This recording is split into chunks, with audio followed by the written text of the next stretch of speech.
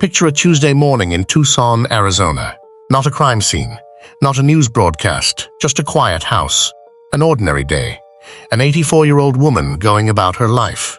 Her name is Nancy Guthrie. You probably know her daughter. Every morning, millions of Americans wake up and see Savannah Guthrie on the NBC Today Show. Savannah interviews presidents. She anchors history in real time. She is one of the most recognized faces in American television.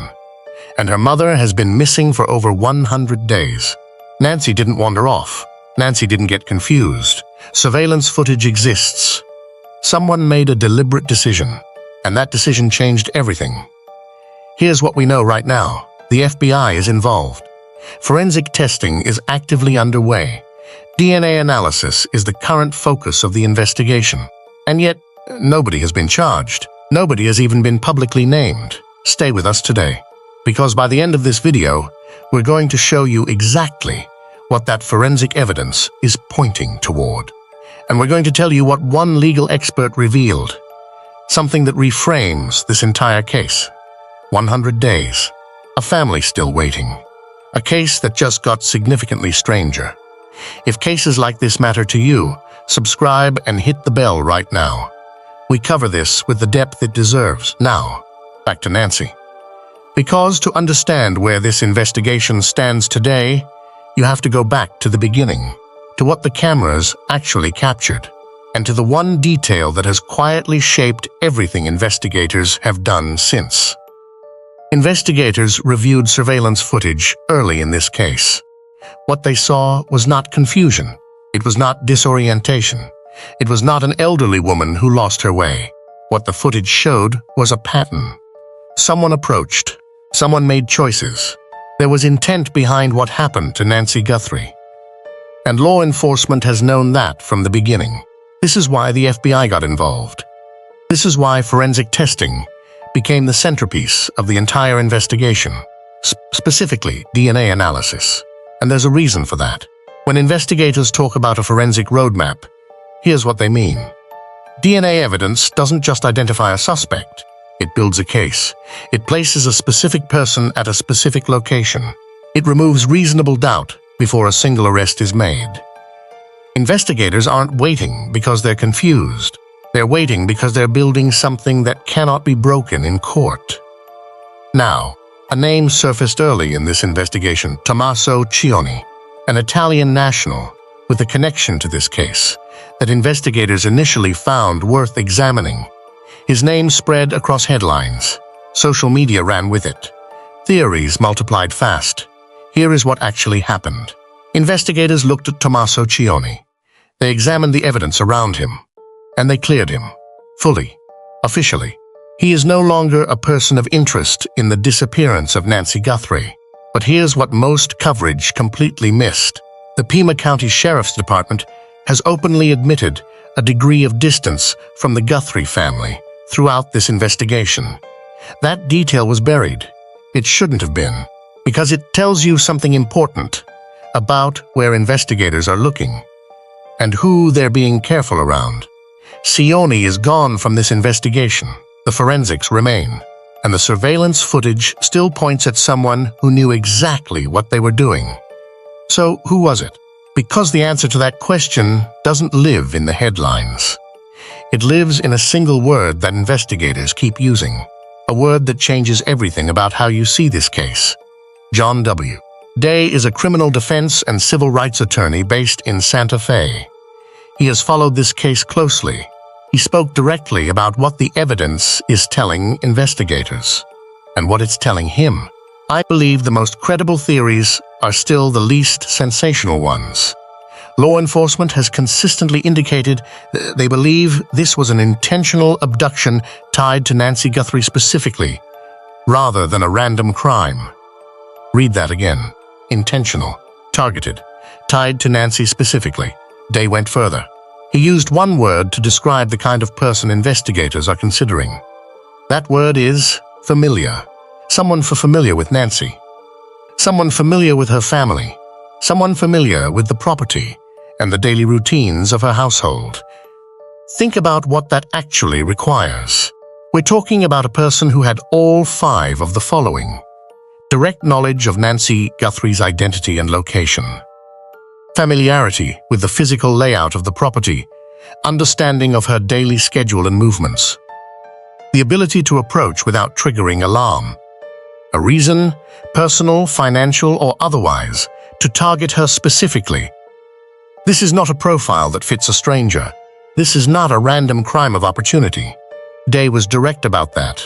The facts that are publicly available, the surveillance footage, the evident planning, the continuous emphasis on forensic evidence, indicate that investigators are considering an individual who had knowledge of Nancy, her family, the property, or the family's daily routines. That eliminates most people immediately. It narrows the circle fast. And here is the question that nobody in mainstream coverage is asking directly. If investigators believe this person was familiar with Nancy, why has the sheriff's office maintained distance from her own family throughout this investigation? Attorney Day says someone with intimate knowledge of Nancy's life made this happen. I want to hear your theory. Drop it in the comments right now. Who had that kind of access? We're not naming anyone. The evidence doesn't allow that. But we are going to show you what investigators are actually looking for, and why, when the DNA results land, the answer may not surprise the people closest to this case. Here's something most people misunderstand about DNA evidence in active investigations. Investigators don't use DNA to form a theory. They use DNA to confirm one they already hold. By the time forensic results matter publicly, investigators have usually been sitting on a working theory for weeks, sometimes months. In a case like Nancy Guthrie's, forensic genealogy becomes the critical tool. Here's what that means. Investigators don't need a direct DNA match in a database. They can trace partial matches through family lines. They can reconstruct an identity from genetic fragments. This technology has solved that sat cold for 30 years, and investigators are actively applying it here. Now, remember that detail about the Pima County Sheriff's Office maintaining distance from the Guthrie family. Reframe it. This is not incompetence. This is not indifference. In cases involving a familiar suspect, investigators routinely maintain careful distance from inner circles because proximity to family risks compromising the investigation. It risks tipping off the wrong person. Here is the most unsettling possibility this case raises. The forensic evidence may have already produced a profile.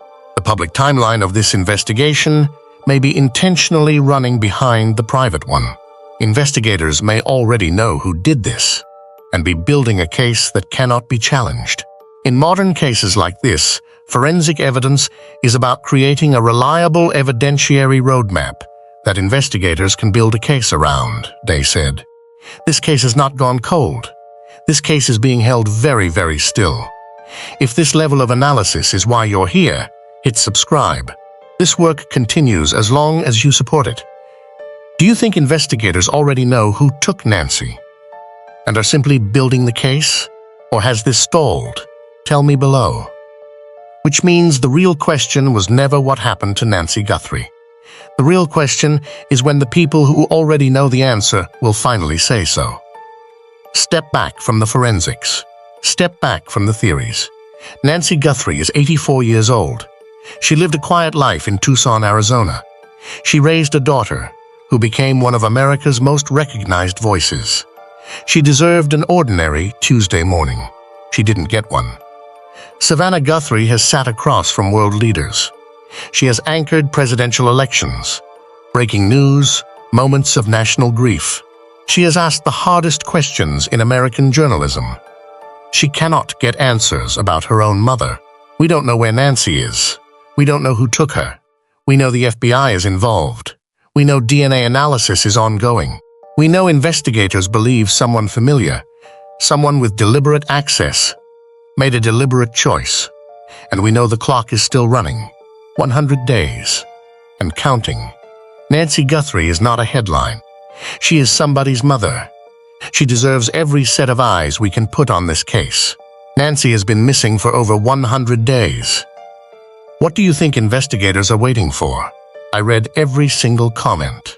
Share this video. It costs you nothing. It could mean everything. Subscribe for every update on this case the moment it breaks. Nancy Guthrie deserves more than silence.